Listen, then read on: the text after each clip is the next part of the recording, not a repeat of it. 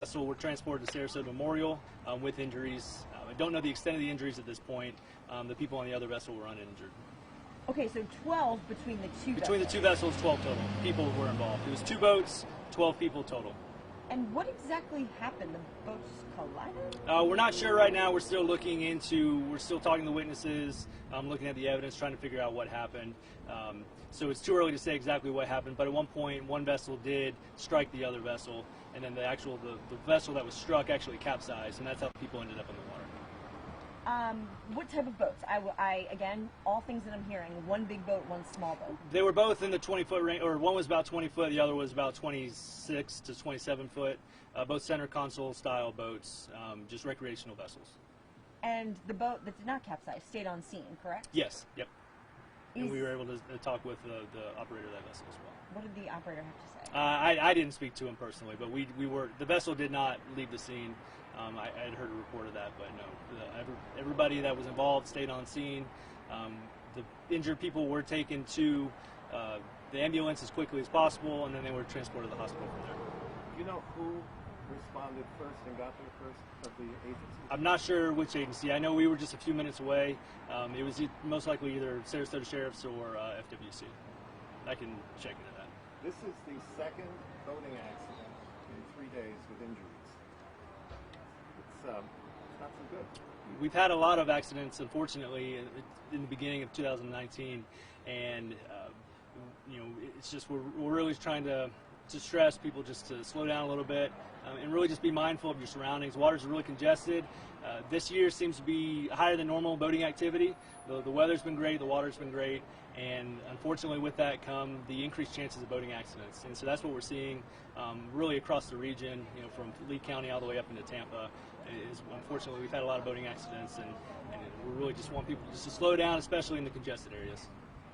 Brian, does it just come down to awareness, would you say?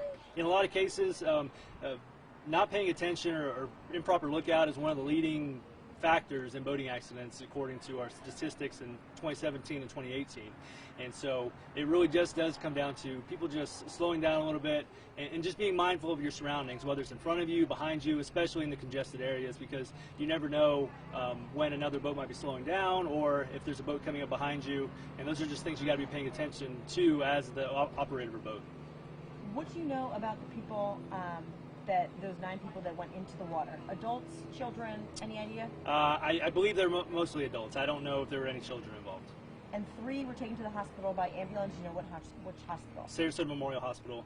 I don't know the extent of the injuries, but yes, 3 were transported to the hospital. The rest were, examined or refused treatment, and then were released.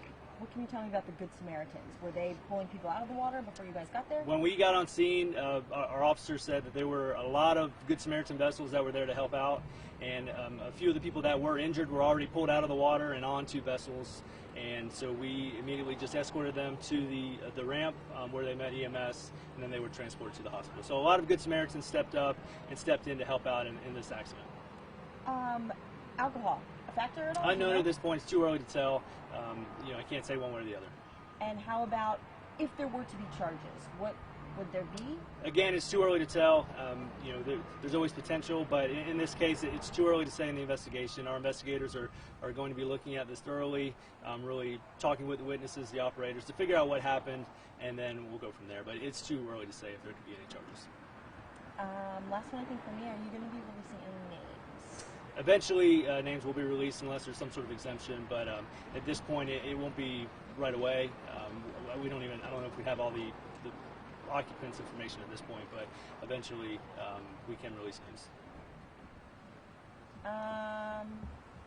As I say that, the boat that struck the other boat, could it drive back itself? Was it